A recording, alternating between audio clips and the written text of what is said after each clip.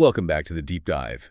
Today, we are tackling a topic that it's completely dominated social media, the whole aesthetic conversation for the last few years. You've definitely seen it. It's that skin that is so impossibly smooth, so hydrated, it almost stops looking like skin. It looks like a pane of glass. Exactly. Glass skin. And I have to be honest, when I first saw that term in the source material you brought in, I was pretty skeptical. It just feels like you either win the genetic lottery or you don't, right? You'd think so, but that's what's so fascinating about this stack of documents we have, this K-beauty protocol. It argues the complete opposite. It says this isn't magic. It's an engineering problem. It really is an engineering problem, and that's our mission for this deep dive. We're not just looking at a shopping list. We are deconstructing a very specific, a very rigorous protocol. The sources define glass skin not just as clear, but as skin that's so hydrated and smooth, it actually looks transparent. Transparent? I mean, that is a terrifying standard to even try and live up to. It's a high bar. But to get there, we have to start with the core philosophy, because it is so fundamentally different from the Western approach most of us grew up with. I noticed that right away in the intro docs. It explicitly contrasts the Western fix with the Eastern prevention. Right. I mean, think about it. How do we usually handle skin issues? We wait for a problem, a breakout, and then we attack it. Yeah, with harsh astringents, we scrub it, we try to dry it out. It's almost aggressive. It's a militaristic approach. We're fighting our skin. But the K-beauty philosophy here, it treats the skin more like, well, like a fortress wall. A fortress wall, okay. Yeah, the protocol sees the skin barrier, your acid mantle, as this protective wall that needs to be strengthened. You don't sandblast a crumbling wall to fix it. You reinforce it. You hydrate it. It's a long game. Exactly, prevention over cure. And that long game starts, interestingly, way before you even get to the bathroom sink. I was expecting page 1 to be the double cleanse, but the source material starts with the foundation, lifestyle habits. It has to, because your skin is an organ. It's the largest organ you have, and it is a mirror for what's happening inside. You just can't fix years of internal neglect with an expensive cream. Okay, so let's break down this internal architecture. First up is sleep and repair. And, everyone knows we need to sleep. But the source material gets super specific about why 8 hours is the number. It's not arbitrary. It's all about the hormonal cycle. The protocol zeroes in on human growth hormone, or HGH.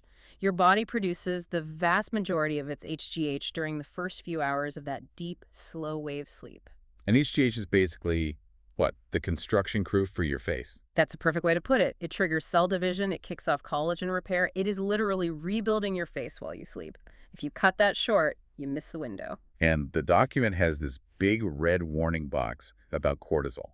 Lack of sleep spikes cortisol. The stress hormone. This is the villain in the glass skin story. When you don't sleep, cortisol spikes, and that tells your oil glands to go into overdrive. So you're chemically programming your skin to be congested.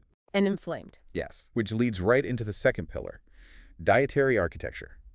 The advice is eat colorfully, which, sounds simple, but there's actual science here. It's a shortcut for finding antioxidants. The protocol breaks it down by color. So red fruits and veggies, tomatoes, berries, they have lycopene. An antioxidant. A powerful one. It helps protect against UV damage from the inside out. And the orange and yellow stuff. That's your beta-carotene and your vitamin C. And vitamin C is so crucial because you physically cannot build strong collagen without it. The one that really stood out to me was internal hydration with omega-3s, walnuts, salmon. It calls them lipids for the lipid layer. This is a key distinction. You can drink water all day, but if your cell membranes are weak, that water it leaks out. Yeah. Omega-3s help keep the cell membrane plump.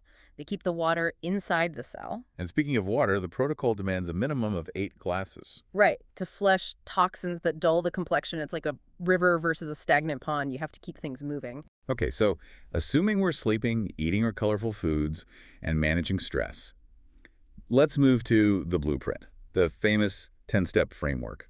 And it's organized into 4 phases: cleanse, prep, nourish, and protect. But before we dive in, there's a golden rule printed at the bottom of the page that I love. Thinnest to thickest. This is the most critical rule of the whole thing. It's about absorption. You have to apply products based on their viscosity. Because if you put a thick cream on first, nothing else is getting through. The barrier is blocked. You have to layer from watery consistencies up to the thick, heavy creams. Makes total sense. Okay, phase 1, cleanse. The art of the double cleanse. This is probably the most famous card of K-beauty. It is, and for good reason. It's basic chemistry, like dissolves like. So step 1 is the oil cleanser. Exactly. You use something with jojoba or sea buckthorn oil to dissolve all the oil-based stuff. That's your makeup, your SPF, your own sebum. Water alone will not touch that. And then step 2, the water-based cleanser. That gets rid of the sweat, the dirt, and any residue from the oil cleanser. There's a technique spotlight here called Susie's 4-2-4 method. I found this fascinating. Oh yeah, this turns cleansing into a whole 10-minute ritual.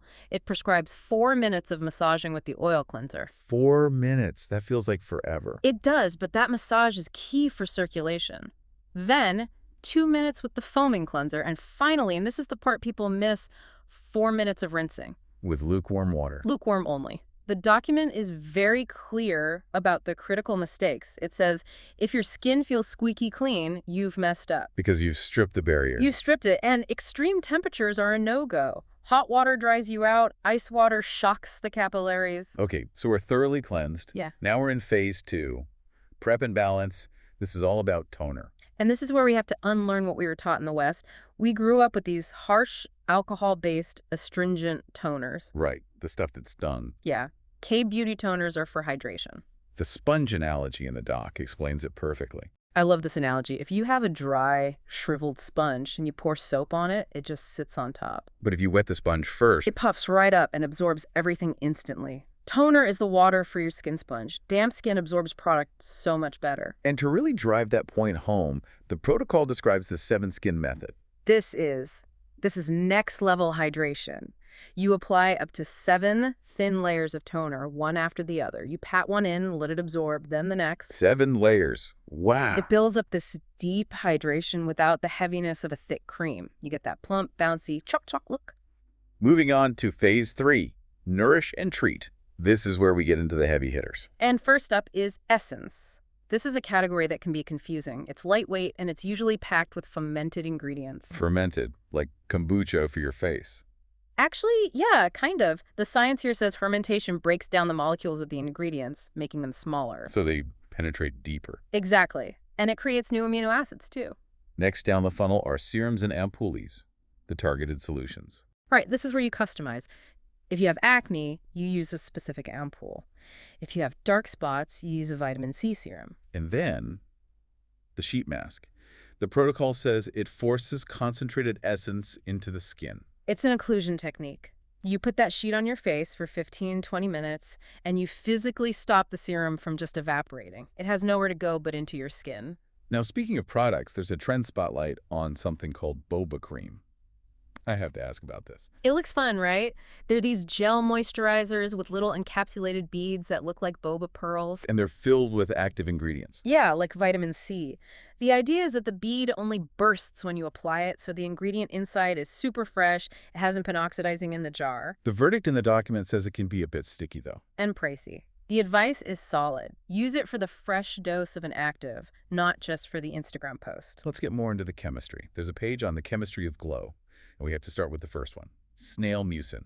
The ick factor is high, I know, but the results, they're undeniable. It is incredible for hydration and repair. It mentions Emily Ratajkowski as a fan. She is. The COSRX essence is a cult classic. If you can get past the gooey texture, it's amazing for your skin barrier. Then there's Cica, or Centella Asiatica. The ultimate soother. If your skin is red, angry, inflamed, Cica is the fire extinguisher. And here's one I'd never heard of, PDRN, from salmon DNA. Yes, polydeoxyribonucleotide. It's actually derived from salmon sperm DNA. Okay, well. I know.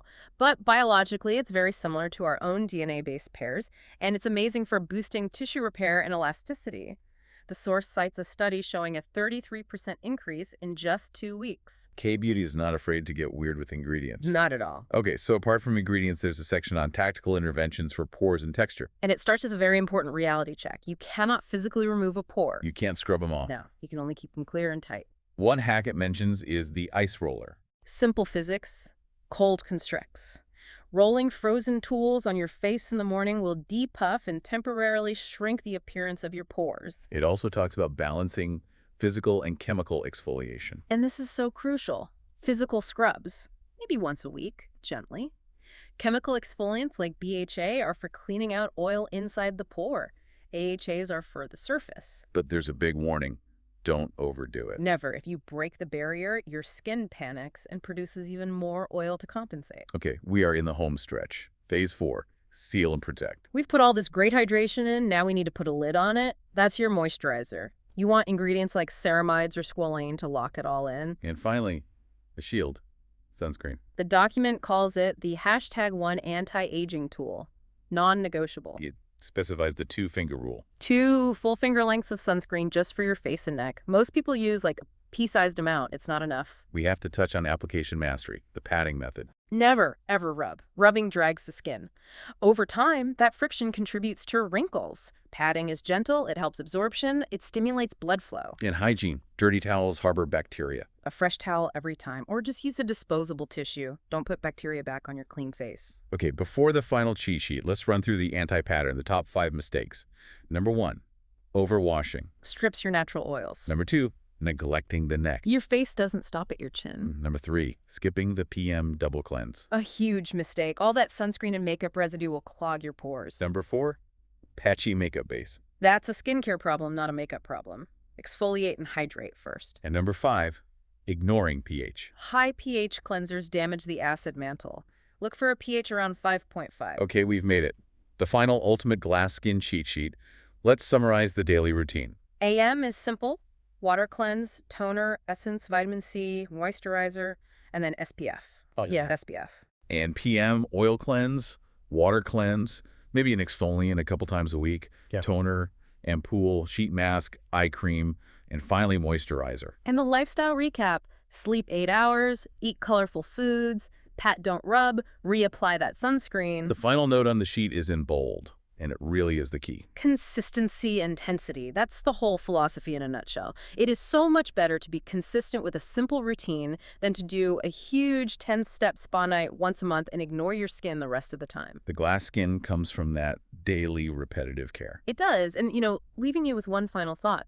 When you look at something like the 4-2-4 cleansing method or the 7 skin method, yes, it takes time. But psychologically, that time forces a mandatory slowdown period in your day. You can't rush 4 minutes of massaging your face. That's so true. You had to just be there with yourself. Exactly. It turns skincare from a chore into a kind of meditative practice. You're caring for yourself. You're touching your own skin. You're calming down. And that reduction in stress, that's probably doing just as much for your glow as the snail mucin is. A beautiful way to put it.